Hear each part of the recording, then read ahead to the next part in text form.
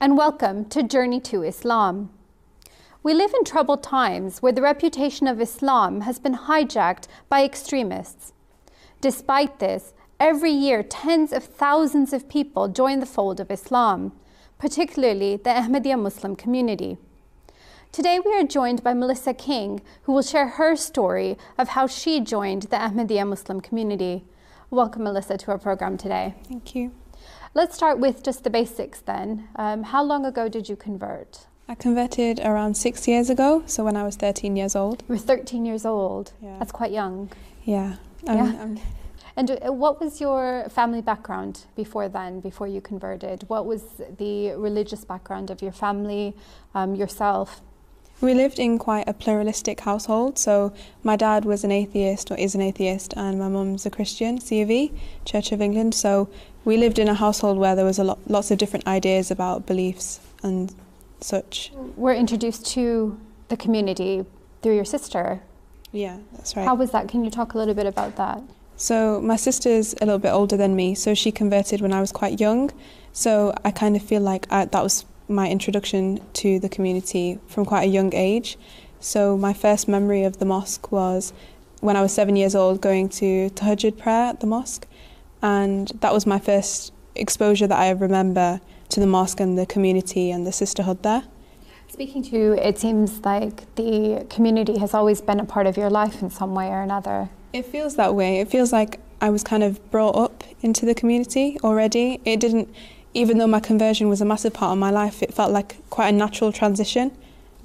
Okay. And what about your sister? How long ago did she convert? How did that come about? She converted around, I think it's 13 years ago now. So quite a while. She's well integrated.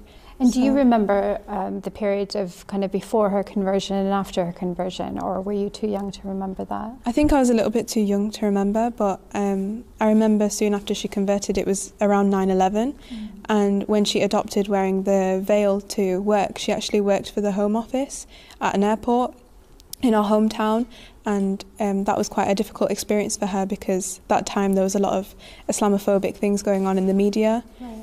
So, and how did you react to that? How did you feel about that? All of a sudden, she's your sister, you're used to seeing her in a certain way, and now all of a sudden, something like conversion may be something within, but all of a sudden she's wearing a hijab, and you can see that visually. How was that for you? I think it was quite a natural transition because it was something that she'd been studying for quite a while. She'd delved into other faiths and other religions and studied them, and Islam, Ahmadiyya, was what she found best suited her. So it felt quite natural, it wasn't strange. Okay, and then what about yourself then? How do you remember yourself becoming more interested or more involved within the community? I think it was a very gradual process from when I was quite young, as I said before, when I was 7, when I first remembered going to the mosque. And then from then on it was very limited contact because my sister grew up and married and left. She didn't leave the country, but she went to the other side of the country. So it was kind of, it was limited at that time. But then I got to know people within the community, and that's when my contact became more sustained. Okay. You've talked about, you've told me about attending conventions, annual conventions. You've talked to me about coming to the mosque for events and things well before your conversion. What was that like for you? What was that experience like? For me, the Jalsa, the annual convention, is something that really, really drew me to that sisterhood and that unity that I could see, and I haven't found that anywhere else, even to this day. So I think that's definitely a big factor of what drew me to Ahmadiyya in the first place. And it's like seeing that unity in a mosque, but on a grander scale, because there's thousands of people there together for the same purpose. So I think that was definitely...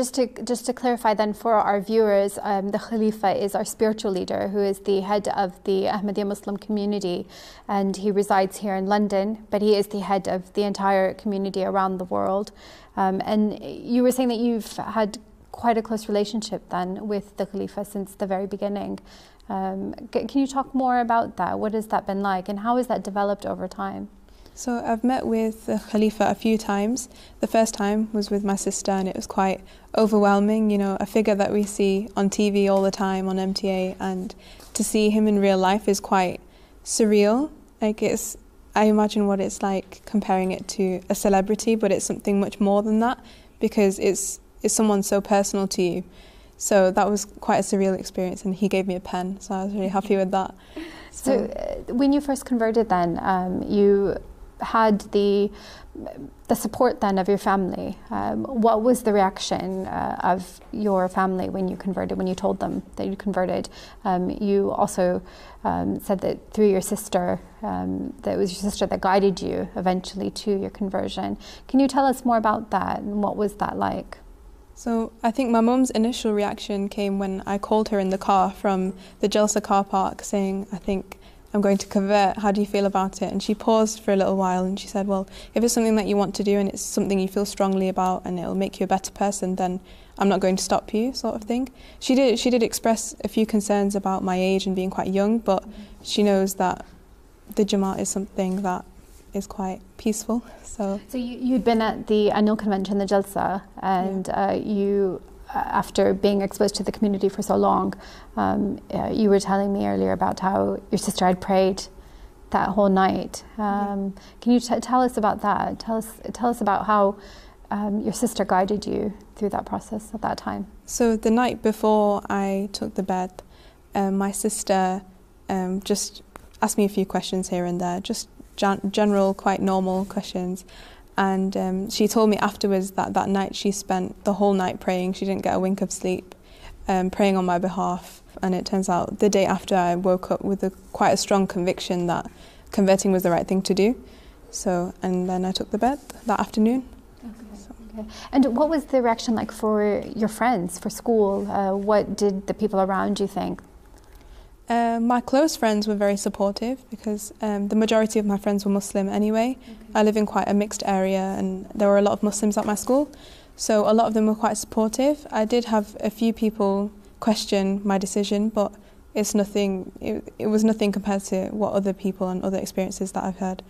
So. Okay. Was there anything at that time that really convinced you to convert, that really convinced you about Islam? What was it, other than just asking your sister questions or the people around you? You said a lot of your friends were Muslim, so you were exposed to that.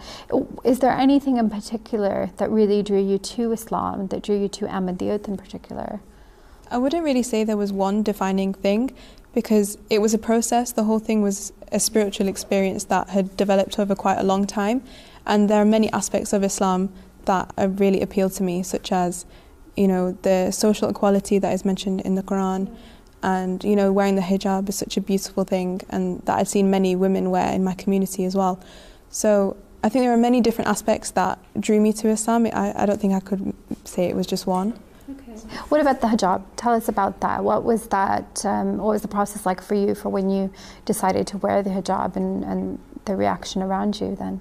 I think the hijab for me was a defining point in defining myself as an Ahmadi Muslim, and otherwise no one was to know that I'm Muslim or not. There's no indication there. So I decided to start wearing the hijab straight away after I converted, and I took that into school as well, and a lot of people were quite surprised. You know, it's quite a surprising thing. However, there were a few people that did express their concerns quite verbally to me, but I don't think that's ever affected me in such a harsh way.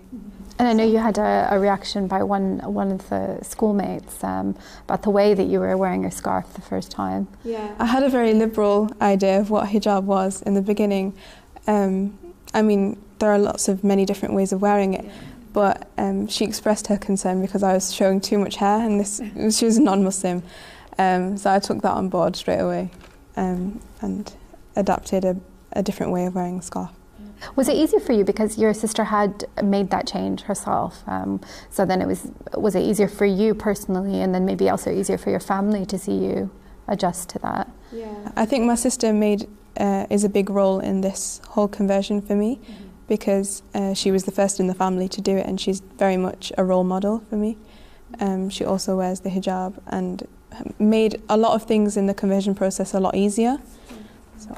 What about you mentioned to me that you have another sister as well, who is not a Muslim, along with your parents who aren't as well. What does that family dynamic like? Can you talk to us about that a little bit? And you know, on the one hand, you've got 2 sisters who are Ahmadi Muslims, and then the 3 members of your family that are not. What is that like for you? I think a lot of people would think it would serve to divide, but actually I think it unites us all. You know, we're all unique humans and individuals with different beliefs, but I think that makes us stronger as a family. We're able to have open, quite heated debates sometimes, but I think that's really healthy in a family relationship, to be able to challenge each other's ideas and to be able to have open conversations like that and spread each other's ideas as well. So. Was there some kind of change in you? Do you think that there was a not just a visual change in what you were wearing, but a change in your personality, a change in your character that your family or even your friends saw in you once you had converted? Or even maybe not right when you were 13, but over the time since then, that being an Ahmadi Muslim has made in you? Yeah, definitely. I think being an Ahmadi Muslim is definitely a process. You know, we all aim for the highest level of taqwa, but sometimes we experience peaks and sometimes we experience lows. So I think a convert's experience in that respect is a lot like any other. Okay. And taqwa is the righteousness. Is our, yeah. You think that there are peaks in not just a convert, but really any person's spirituality. Can you tell us about that? Explain what you said to me earlier and what you mean by that there are peaks in a person's spirituality. I think speaking as a convert and speaking with other converts as well, we all experience what I would call convertivitis, whereby people want to know everything at once. You want to be able to absorb things and do what everybody else is doing, go to the mosque and know how to pray and know how to read the Quran and all of that stuff, but it's not something that you can just inherit straight away, and once that feeling goes, it can feel quite low. What happens then? How do you get that passion back for the learning, for Islam, for the community that you've joined? I think establishing a true relationship with the Khalifa definitely strengthens your relationship with God, as we believe he is closest to God on earth. And also I feel like reading books and talking to other people and having friends that inspire you also really, really help.